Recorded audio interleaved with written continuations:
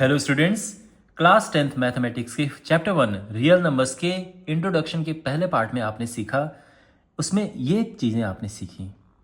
और ये इसका दूसरा पार्ट है, इसमें आप ये सीखेंगे कि इरेशनल नंबर्स क्या होते हैं। फिर आप ये सीखेंगे कि √2, √3, √5 को कैसे इरेशनल प्रूव करते हैं और साथ में इन्हें कैसे इरेशनल प्रूव करते हैं। मैं इस वीडियो में आपको प्रॉपर स्टेप्स बताऊंगा, पूरा टेम्पलेट दूंगा कि इस तरह का कोई भी क्वेश्चन आ जाए, √2 को कैसे इरेशनल प्रूव करें, √3 को कैसे करें, √5 को, √7, √8 कोई भी आ जाए, आप आराम से उसे कर सकते हैं एक बार ही समझने के बाद। ओके, तो अब समझना शुरू करते हैं one by one in points को। सबसे पहले समझिए कि इररेशनल नंबर्स क्या होते हैं। दो टाइप के नंबर का आपको ध्यान में रखना है, केवल दो टाइप के नंबर। एक नंबर ऐसे जिनका रूट नहीं निकलता है, जैसे √2, इसका रूट पूरा नहीं आता है ना। ऐसे ही √3 है, ये भी रूट पूरा नहीं आता है। √4 का स्क्वायर रूट पूरा पूरा हो जाता है, तो इसलिए ये नंबर इररेशनल नहीं है, ये रैशनल नंबर है। √5 एक इररेशनल नंबर है, √6 इररेशनल नंबर है, √7 इररेशनल है, √8 इररेशनल है, √9 रैशनल हो जाता है क्योंकि ये रूट पूरा पूरा आ जाता है। तो जिनका स्क्वायर रूट पूरा पूरा आ जाता है, ओके, ये पूरा पूरा आने का मतलब है जैसे ये है तो ये 1.414 चलता जाता है, ऐसे कभी रुकेगा नहीं। तो इस तरह से, तो जिनका रूट पूरा पूरा नहीं आता है वो इरेशनल नंबर्स हैं, ठीक है। इसके अलावा दूसरा टाइप समझो, ये तो टाइप 1 समझ आ गया ना आपको। दूसरा टाइप समझो, इन्हें हम कहते हैं, ध्यान से समझिए इस पार्ट को, non terminating non recurring, non terminating non recurring numbers.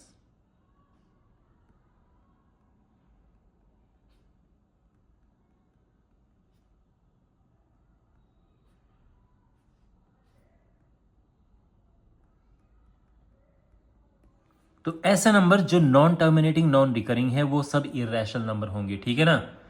अब कैसे नंबर हैं, तो नॉन टर्मिनेटिंग का मतलब जान देना आपने नंबर देखे ना जिनके पीछे डॉट लगा होता है, तो उन्हें नॉन टर्मिनेटिंग कहते हैं। जैसे मान लो 1.333, तो इसमें डॉट लगा है, लेकिन ये ध्यान रखना ये नॉन टर्मिनेटिंग है पर ये नॉन रिकरिंग नहीं है। यहां एक जैसा आप देख रहे हैं, एक ही जैसा ये डिजिट रिपीट हो रही है, तो ये तो नॉन टर्मिनेटिंग है बट ये रिकरिंग है। लेकिन अगर हम ऐसा नंबर लिखें 0.10, 100, 100 और इसके बाद इस तरह से, ये नंबर है non terminating non recurring.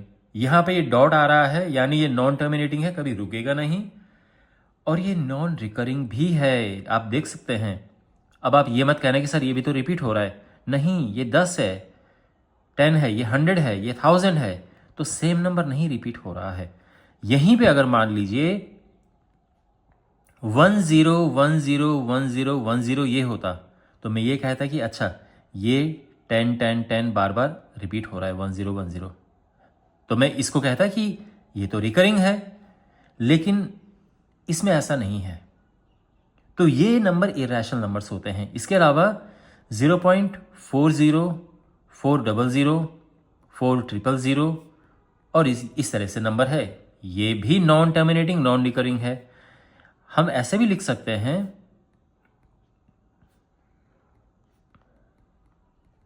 Number भले शुरू वाला हिस्सा इस तरह सिंपल सा हो, लेकिन यहां देखा 17 है, फिर 117 है, फिर 117 है, और फिर डॉट डॉट डॉट डॉट लगना जरूरी है। ओके, अगर आप ये कर दोगे तो ये तो रैशनल बन जाएगा नंबर, डॉट लगना जरूरी है।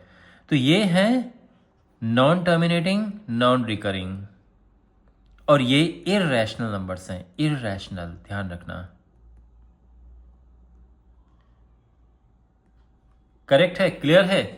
तो कोई अगर आपसे पूछे कि भाई कोई 4 इरेशनल नंबर बताओ, कोई अगर आपसे पूछे कि 4 इरेशनल नंबर लिख के दो, तो आप आराम से लिख सकते हैं। √2 है, √3 है ना।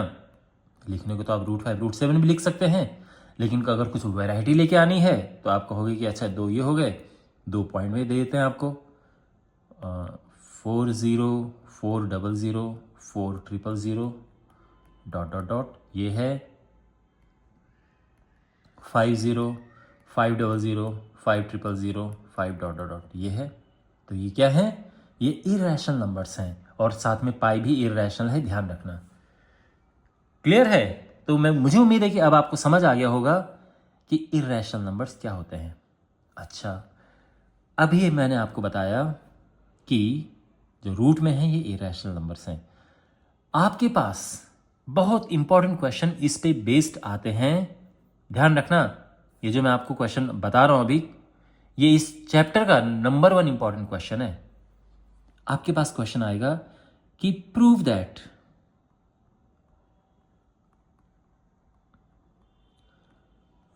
√2 is an irrational number.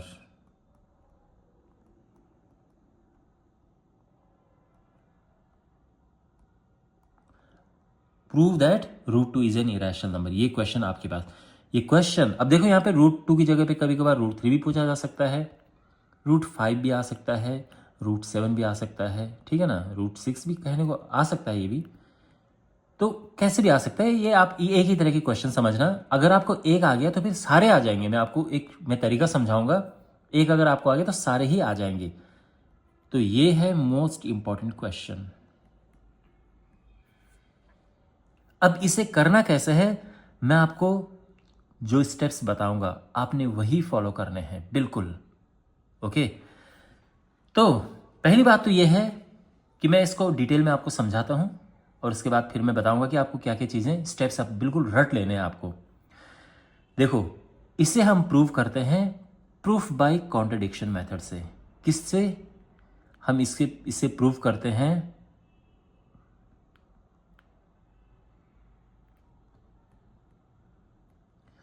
Proof by contradiction.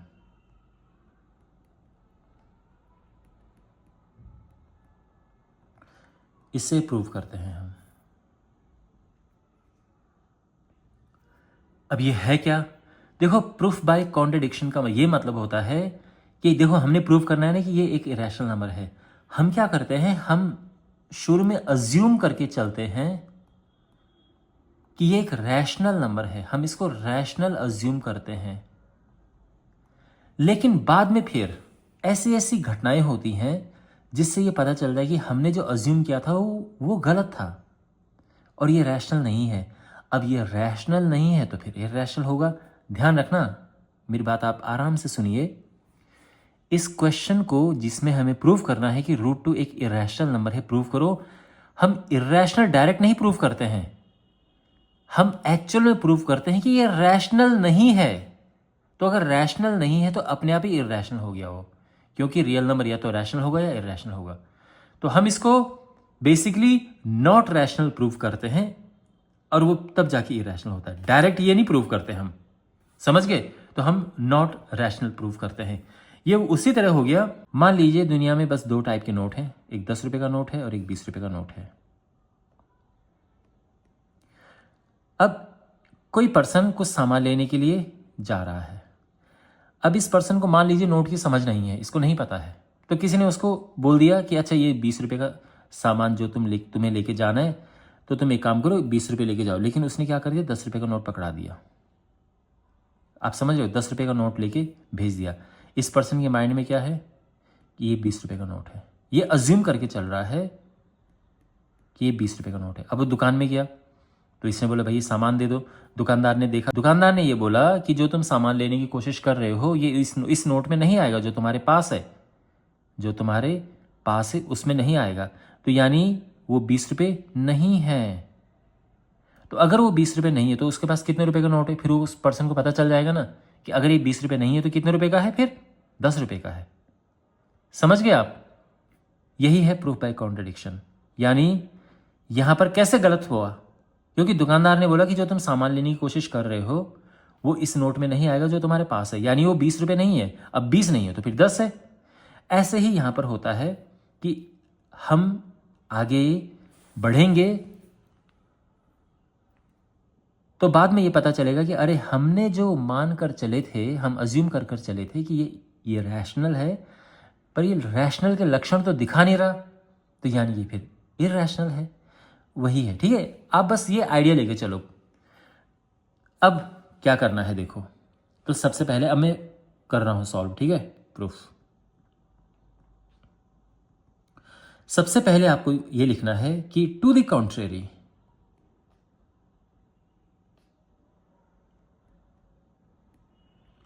Let's assume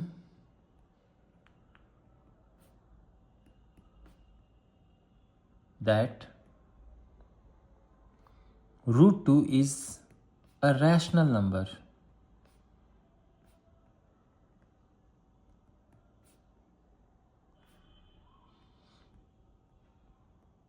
है ना, ये अज्यूम करके चलते हैं कि ये एक रैशनल नंबर है। हमने प्रूव इरैशनल करना है, पर चलो ये अज्यूम करके चलते हैं। अब देखो, तो देयरफॉर अब रैशनल है तो हम इसको पी अपॉन क्यू के रूप में, मतलब फ्रैक्शन के रूप में लिख सकते हैं ना। तो हम क्या लिख रहे हैं, इसको ए अपॉन पी के रूप में लिख रहे हैं। क्यों? क्योंकि किसी भी रैशनल नंबर को हम फ्रैक्शन में लिख सकते हैं, लेकिन ध्यान रखना ये क्या होने चाहिए, वेयर ए एंड बी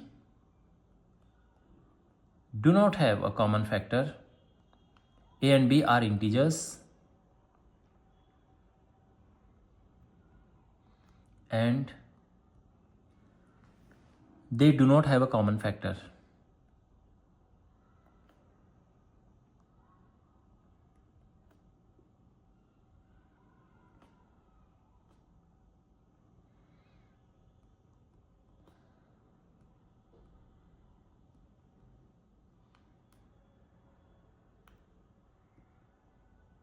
अब समझिए बात को, ठीक है। हम क्या लेके चल रहे हैं, क्योंकि हमने इसको रैशनल अज्यूम किया तो रैशनल फ्रैक्शन के रूप में लिख सकते हैं, फ्रैक्शन की फॉर्म में।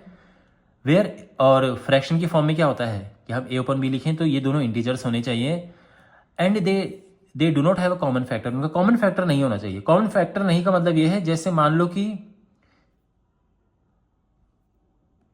4/5 है, इनका कोई कॉमन फैक्टर नहीं है ना। अब जैसे मान लो 14/16 है, तो इसे कैंसिल कर देंगे हम, तो ये 7/8 आ गया, है ना, 2 से कैंसिल किया। ये सिचुएशन है यहाँ पे। अब ये 7 और 8 का कोई कॉमन फैक्टर नहीं है, अब दोनों किसी से नहीं कटेंगे, ये सिचुएशन है यहाँ पे। तो कॉमन फैक्टर नहीं का यही मतलब है कि अब कि वो किसी से नहीं कटते हैं। अब ये बात यहाँ पर ध्यान रखना, क्योंकि ये थोड़ी देर में अभी सामने आएगी ये। तो they do not have a common factor, इस बात को माइंड में रखना, ठीक है। खैर, तो यहाँ पर ये है, तो हम क्या करेंगे, क्रॉस मल्टीप्लाई करेंगे, तो √2 इंटू बी हो गया इज इक्वल टू ए। अब हम यहाँ पे करेंगे स्क्वायरिंग बोथ साइड्स,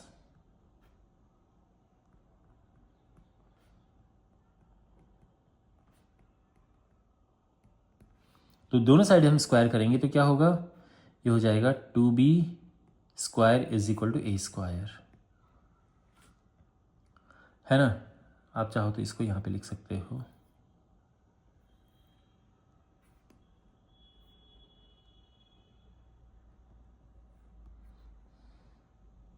ऐसे करके भी लिख सकते हो, ठीक है ना, स्क्वायरिंग बोथ साइड्स, ऐसे यहाँ पे ब्रैकेट में। तो ये ठीक है यहाँ तक। अब यहाँ पर इसका क्या मतलब है, इसका ये मतलब है कि जो a² है वो 2 से डिविजिबल है, a² इज डिविजिबल बाई 2। आप समझ रहे हैं, ये जब इस तरह की सिचुएशन होती है, मान लो कि मैं लिख रहा हूं 2 इंटू 5 इज इक्वल टू 10, होता है ना, 2 इंटू 5 10 होता है, तो हुआ ना 10 2 से डिविजिबल हुआ ना, ये वही सिचुएशन है यहाँ पे। अगर 2 इंटू समथिंग ये है तो यानी ये 2 से डिविजिबल है। और यहां पे अब एक और इंपॉर्टेंट चीज है, a² अगर 2 से डिविजिबल है तो a भी 2 से डिविजिबल होगा, ये एक प्रॉपर्टी होती है।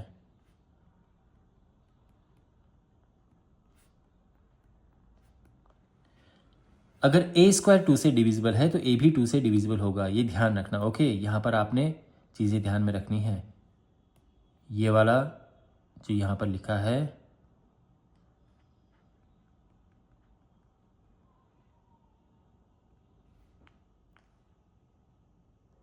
तो ये ध्यान में रखना, इस तरह से जो यहां पे लिखा है। अच्छा, अब इसके बाद a डिविजिबल है 2 से, तो हम ये कह सकते हैं, ध्यान रखना a 2 से डिविजिबल है, तो इसका मतलब क्या है कि a is equal to 2c। कैसे भाई? मान लो कि अगर मैं ये कहूँ कि 14 इज डिविजिबल बाई 2, 14 2 से डिविजिबल होता है ना, तो मैं लिख सकता हूँ ना 14 is equal to 2 into something, वो समथिंग 7 है। तो यहाँ पे वही है कि अगर a 2 से डिविजिबल है तो a को मैं 2 इंटू समथिंग लिख सकता हूँ, तो वो मैंने c लिख दिया। ये बात है। अच्छा, अब यहाँ पे फिर से हम क्या करेंगे? स्क्वायरिंग बोथ साइड्स, तो a square is equal to 4c square.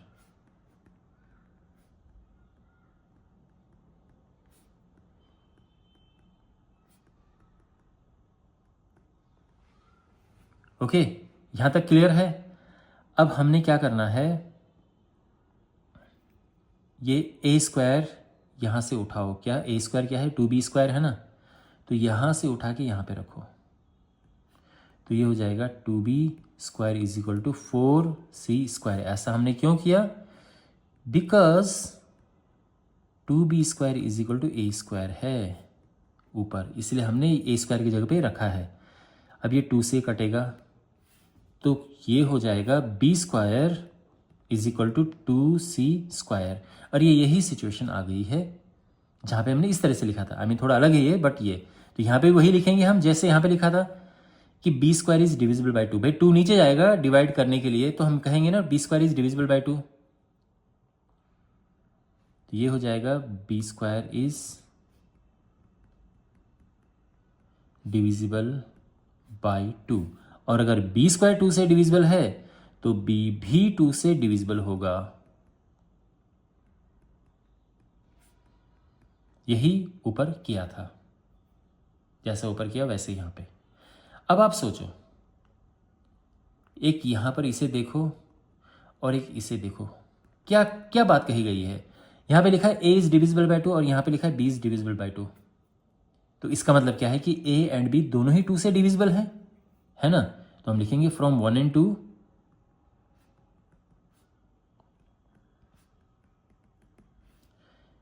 a and b both are divisible by 2।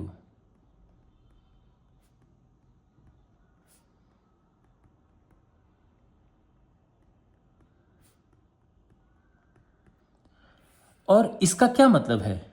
दोनों 2 से डिविजिबल होने का क्या मतलब है? कि they have a common factor.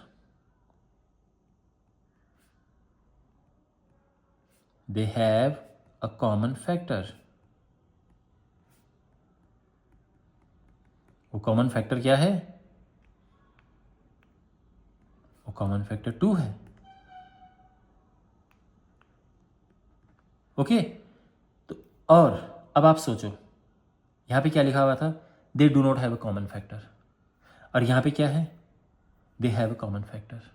तो ये दोनों बातें एक दूसरे के ऑपोजिट है ना, तो हम वही लिखेंगे दिस कॉन्ट्रडिक्ट्स। आ गया ना कॉन्ट्रडिक्शन? तो दिस कॉन्ट्रडिक्ट्स द फैक्ट। अब मैं जो यहां पर लिख रहा हूं ये आपने बिल्कुल रट लेना है। This contradicts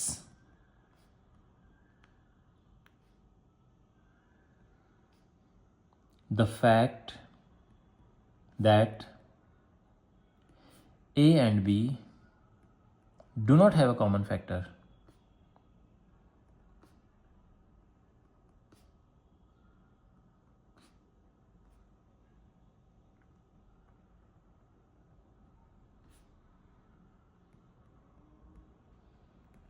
This contradicts the fact that A and B do not have a common factor। है ना भाई?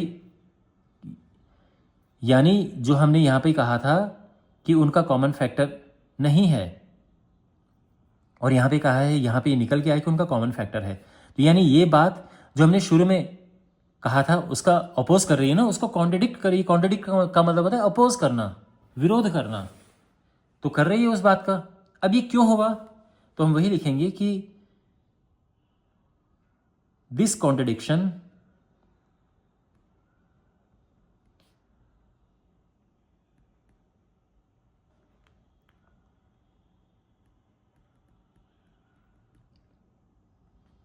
Has arisen because of our incorrect assumption.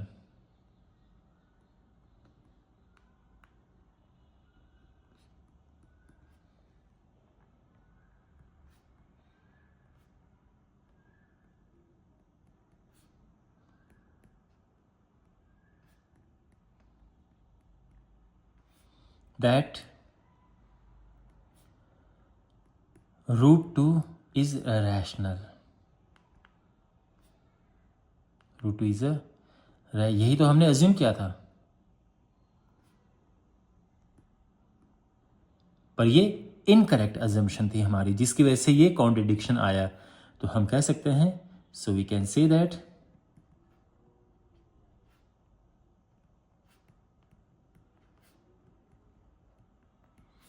Root 2 is an irrational number।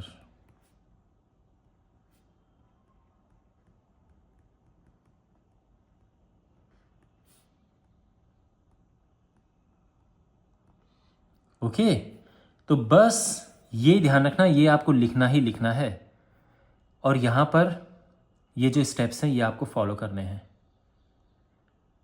आप नोट करो इसे अच्छे से, एक पेज में अच्छे से नोट कर लो।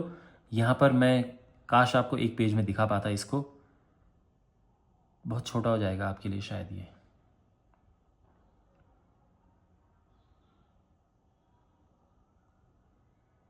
इतना है ये। ओके, तो ये जो है ये पूरा एक पेज में इस तरह से आप लिखना, और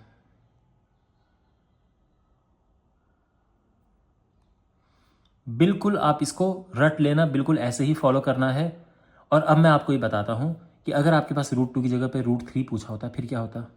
तो देखो बहुत सिंपल है, एक बार ही अगर आपको याद हो गया ना, फिर क्या करें, जहां जहां 2 है वहां लिख दो 3, 2 की जगह पे 3 आएगा,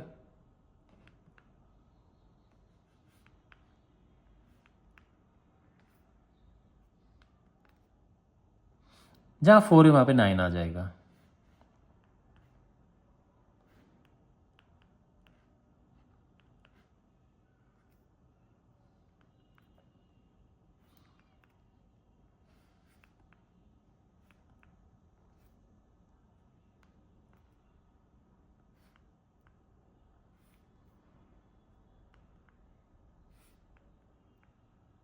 बस हो गया।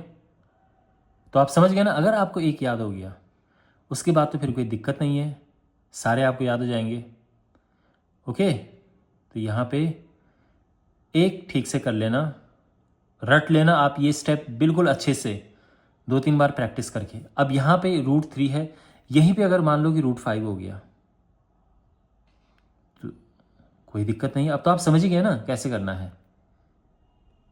तो यहाँ पे ये जहाँ पे 3 है वहाँ पे 5 लिख दो बस, और जहाँ पे बस इतना ही है कि ये 5 है, बस यहाँ पे 25 आ जाएगा। ओके, यहाँ पे हमने 5 रखना है, तो ये कट के 5 आ जाएगा।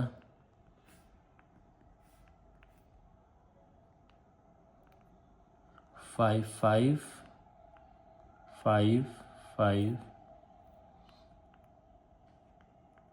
ये। तो बस आप ये बिल्कुल अच्छे से कर लेना, ठीक है। और ये समझो कि लगभग हर एग्ज़ाम में ये पूछा जाता है, जैसे अभी आने वाले एग्ज़ाम होंगे तो उसमें पूछा जाएगा, बोर्ड एग्ज़ाम में पूछे जाने की बहुत संभावना है। तो ये आप पढ़ लेना, ओके, अच्छे से कर लेना। ओके, तो ये तो हो गया कि हम कैसे इसे इरेशनल प्रूव करते हैं। अब यहाँ पर आपके पास थोड़ा सा ये आ जाता है कि अगर आपके पास क्वेश्चन ये हो कि प्रूव दैट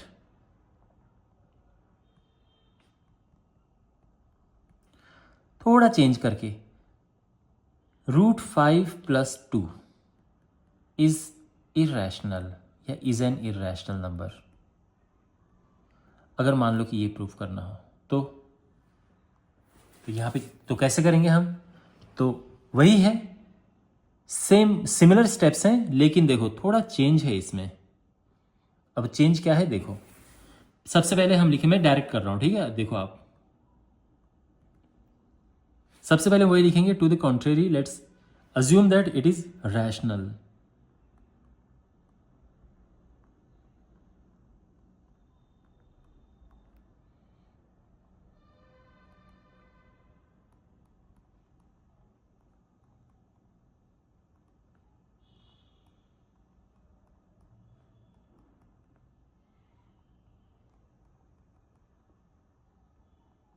इज रैशनल, ये हम रैशनल लेकर चल रहे हैं। ओके, जैसे हम करते ही हैं प्रूफ बाय कॉन्ट्रडिक्शन में। तो अब ये अगर हमने रैशनल लिया तो क्या होगा फिर, √5 + 2 हो जाएगा a/b, क्योंकि अगर रैशनल है तो फ्रैक्शन में लिख सकते हैं हम, where a and b are integers and they are coprime. ये वैसे ये पर्टिकुलर लिखने की इतनी ज़रूरत है नहीं, बट चलो लिख देते हैं, coprime and b is not equal to 0। नीचे वाला ये 0 नहीं होना चाहिए, ठीक है। एनीवे, बट मेन, अब देखो मेन यहाँ पर ये वाला पार्ट है कि a and b are integers, यही काम आएगा, को प्राइम वाला पार्ट काम नहीं आएगा। देखो को प्राइम का मतलब वही है कि देख उनका कोई कॉमन फैक्टर नहीं है, ठीक है, जो हमने यहाँ पे लिखा था ना कि they do not have a common factor, इसका मतलब वही है कि दे आर को प्राइम। इसका इस बात का मतलब यही है। तो ये कुछ अलग नहीं लिखा हुआ है, सेम ही चीज़ लिखी हुई है। इतना हो गया। अब देखो, अब बात आप सुनिए ठीक से। यहाँ पर हम क्या करते हैं कि इसको एक साइड कर देते हैं, जो भी रूट में होगा उसे हम एक साइड करेंगे और बाकी सबको दूसरी ओर लेकर चले जाएंगे। इसके साथ कुछ और भी होता, मान लो कि इसके साथ 2 होता, तो फिर अगले स्टेप में इस 2 को हम नीचे लेके आते। लेकिन करते क्या है, इसको हमने अकेले बनाना है, बिल्कुल अलग कर देना है इनसे, है ना। ओके, तो अब यहां पर ये क्या होगा, इसको यहां लेकर जाएंगे हम a-2b/b। अब देखो, a इंटीजर है, बिल्कुल है, b इंटीजर है, बिल्कुल है, तो ये भी तो इंटीजर होगा पूरा। भाई इंटीजर में अगर आप इस तरह से कैलकुलेशन करो तो इंटीजर ही आएगा ना। कोई भी इंटीजर a उठाओ, कोई भी इंटीजर b उठाओ, उसको यहाँ पे रख दो तो इंटीजर होगा। और ये भी इंटीजर है, और इंटीजर अपॉन इंटीजर क्या होगा, रैशनल नंबर। तो कहने का ये मतलब है कि ये रैशनल नंबर है। तो हम यही लिखेंगे कि since a and b are integers,